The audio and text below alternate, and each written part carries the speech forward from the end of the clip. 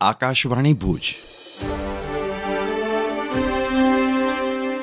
પ્રસ્તુત છે અખબારોની હેડલાઇન્સનો કાર્યક્રમ હેવર હેવર.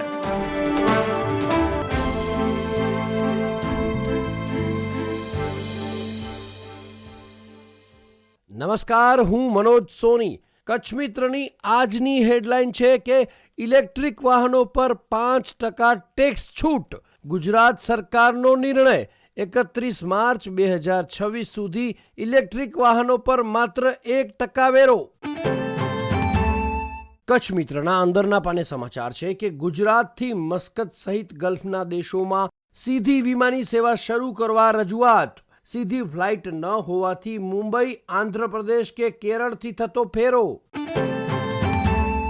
અન્ય એક સમાચારમાં ભરૂડિયા ખાતે વાગડ ઉત્સવ રૂપે એકલ માતાનો મેળો યોજાયો. લોક ડાયરો, સંતવાણી, રાસોત્સવ સહિતના કાર્યક્રમો યોજાયા. ગાયોના ચારા માટે દાતાઓનો સહયોગ.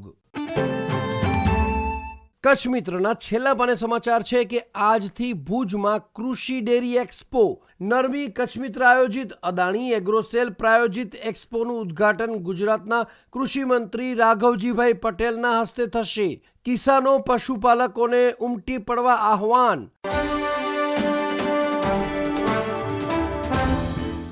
હું જયેશ રાવલ.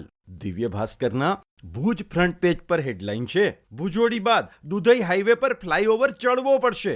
વન વિભાગની મંજૂરી, જમીન સંપાદન અને ટેકનિકલ મુદ્દાઓ ક્લિયર થઈ જતા યુદ્ધના ધોરણે કામગીરી આરંભાઈ. ભુજ ભચાઉ ધોરીમાર્ગ પર ધાણેટી પાસે બીજો ફ્લાયઓવર બનતા આગામી સમયમાં હાઈ સ્પીડ કોરિડોર બની જશે. દિવ્ય ભાસ્કરના ભુજ ફ્રન્ટ પેજ પર બીજી એક હેડલાઇન છે, ભુજમાં ઐતિહાસિક સ્થળોની મુલાકાત સાથે વિશ્વ ધરોહર દિવસ ઉજવાયો. હેરિટેજ વોકમાં સ્થાનિકો સહિત 45 જેટલા ઇતિહાસ રસિકો જોડાયા. દિવ્ય ભાસ્કરના અંદરના પાને સમાચાર છે, વિશ્વનું સૌથી જૂનું સાઇનબોર્ડ પ્રથમ વખત ખુલ્લું મુકાયું.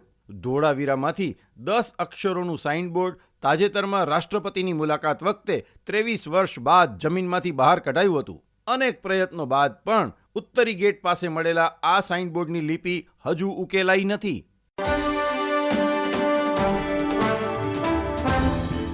હું પાયલ અંતાણી. ગુજરાત સમાચારના અંદરના પાને સમાચાર છે, નાણાં વિભાગ દ્વારા પરિપત્ર જાહેર. કર્મચારીઓને જૂની પેન્શન યોજનાના લાભ આપવાના નિર્ણયને આવકાર. રાજ્ય શિક્ષક સંઘની લાંબી રજૂઆત અને ચીમકી બાદ સફળતા મળી. ગુજરાત સમાચારના ચોથે પાને સમાચાર છે, પંચગવ્યના ઉપયોગથી જીવલેણ રોગ ટળે. યકૃતની કાળજી ન લેવાય તો કમળો, ફેટી લીવર જેવા ગંભીર રોગ થાય. ભુજમાં વર્લ્ડ લીવર દિને સૌથી જટિલ એવા પાચન તંત્રના મુખ્ય અંગની કાળજી લેવા અનુરોધ કરાયો. ગુજરાત સમાચારના કચ્છ આવૃત્તિના સમાચાર છે, ભુજની સરકારી પોલિટેકનિક કોલેજને વધુ 2 કોર્સ માટે NBA ની માન્યતા મળી.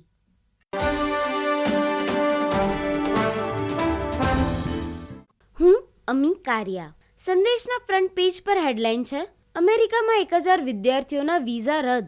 વિઝા રદ થવાની સંભાવના ધરાવતા વિદેશી વિદ્યાર્થીઓમાં 50% ભારતીય. અન્ય એક હેડલાઇન છે, કચ્છના પ્રવેશદ્વાર સુરજબારી. આડેસરથી લખપત સુધી ગરમીનો કહેર. કંડલા 43.8 ડિગ્રી સાથે રાજ્યમાં સૌથી ગરમ મથક. અંગ દજાડતો તાપ. ભુજમાં મહત્તમ 41, નલિયા 36 અને કંડલા પોર્ટ 38 ડિગ્રી તાપમાન નોંધાયું. સંદેશના સ્પોર્ટ્સ પેજ પર હેડલાઇન છે, ટોપ 2 ટીમ ગુજરાત અને દિલ્હી વચ્ચે આજે મુકાબલો. સ્ટાર્ક અને સિરાજ ઉપર નજર. ગુજરાતનો ટોપ ઓર્ડર ફોર્મમાં છે. કાળી માટીની પીચ ઉપર મુકાબલો રમાય તેવી સંભાવના.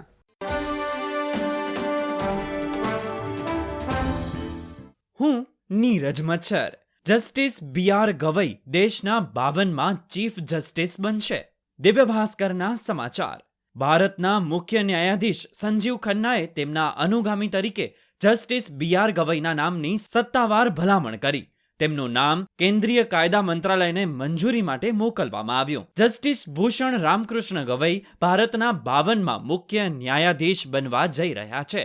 સુપ્રીમ કોર્ટની વેબસાઇટ પરની તેમની પ્રોફાઇલ મુજબ જસ્ટિસ ગવઈને 24 મે 2019ના રોજ સુપ્રીમ કોર્ટના જજ તરીકે બઢતી આપવામાં આવી હતી. તેમની નિવૃત્તિની તારીખ 23 નવેમ્બર 2025 છે. તેમણે 1985માં વકીલ તરીકે કામ કરવાનું શરૂ કર્યું હતું.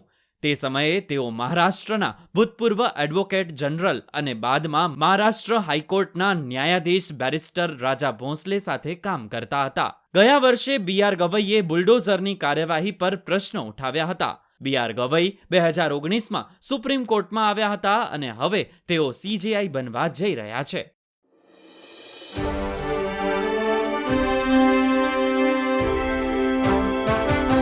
અખબારોની હેડલાઇન્સનો કાર્યક્રમ હેવર હેવર